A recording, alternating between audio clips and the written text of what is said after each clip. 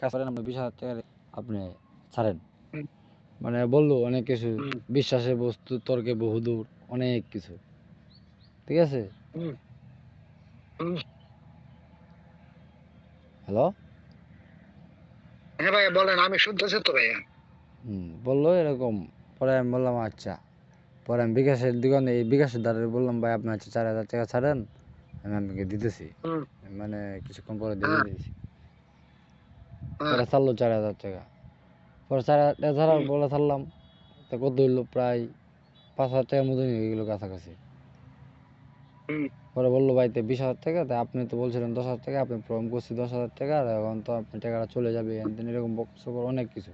পরে আবার বলতেছি তাহলে আপনি 5,000 টাকা কোনো মাদ্রাসায় দিয়ে দিয়েন, আপনি কোন মাদ্রাসায় দিবেন, বিশ্বাস তো হবে না, এটা কীভাবে হবে এরকম। তাহলে আপনি আমাদের একটা মাদ্রাসা আছে পান্ডে, ওই মাদ্রাসায় আপনি দিয়ে দেন, এরকম ভাবে বলতেছে। আমি বলছি ভাই তাহলে তো আমার ঘুরে এরে তো এটাই এলো, মানে এরকম তারা বুঝাইলাম। পরে কয় ভাইয়া শোনেন, বলেন।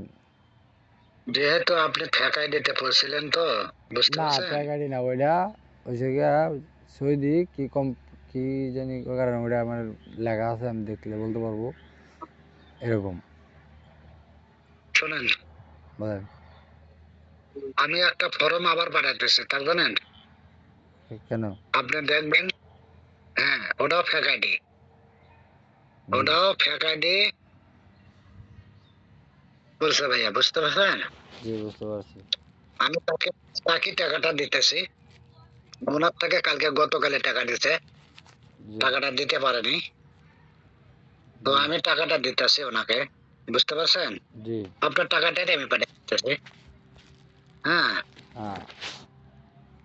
তো ভাই আপনি যদি না নেন, আমি তো আপনাকে জোর করে দিতে পারবো না, পারবো কি? না হ্যাঁ, না জোর করে তো দিতে পারবেন না, আমি তো নেওয়ার জন্য আপনার আবেদন করছি, অথবা টাকাও 500 পাঠাইছি, হ্যাঁ ভাই, না নেওয়ার জন্য তো পাঠাই নাই না। ভাইয়া এখন আপনি বলেন, আমি আপনাকে অতি ফার্স্ট টাকা বলছিলাম 5,000 টাকা, কেন লাগে না আমার এখন একটু সময়টা খারাপ, যে কোনো একটা কারণবশত, তাই আমি আপনার 5,000 টাকা প্রথম বলছিলাম, তাই না?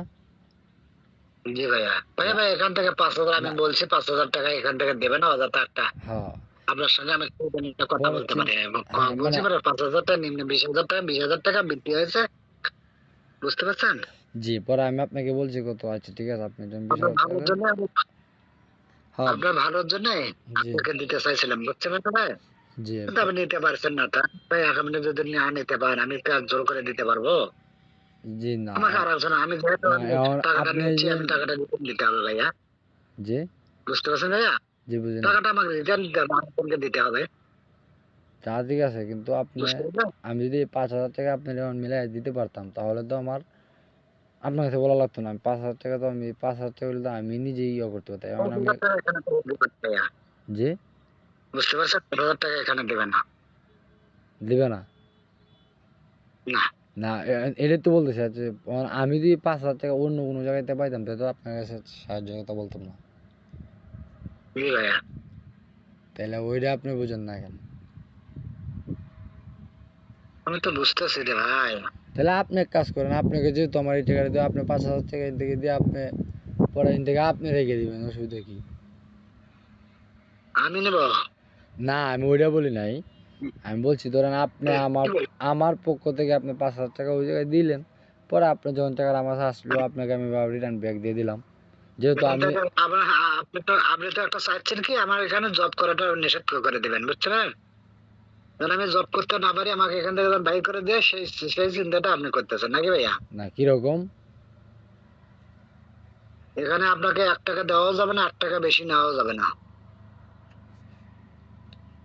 আপনি আপনি আমার সাথে, আমি বেশিক্ষণ আপনার সঙ্গে আর কথা বলতে পারবো না ভাইয়া, প্লিজ, না ঠিক আছে, বুঝতে আপনি পারছেন? আপনি আমাকে হাওলাত কারণ দেন ভাই 5,000 আপনার টাকা। সাথে কথা বলতে হবে, ঠিক আ- আছে ভাই? হাওলাত টাওলাত না, হাওলাত আপনার ভাইয়ের কাছ থেকে নেন, বিকাশের দোকান থেকে নেন, আমার বাইক কাছে এর কাছ থেকে এটা নেন, ওর বিকাশের কাছ দোকান থেকে থেকে নেন। সেদিন নিমু, বিকাশের দোকানে আমার কোনো বিশ্বাস আছে 5 মিনিট দিলাম 5,000 টাকা, আমি বললাম তো মানুষ টাকা দেওয়ার পরে তো বিকাশে কিন্তু টাকা হাতে না পাইয়া টাকা ছাড়ে না, তা ঠিক আছে না?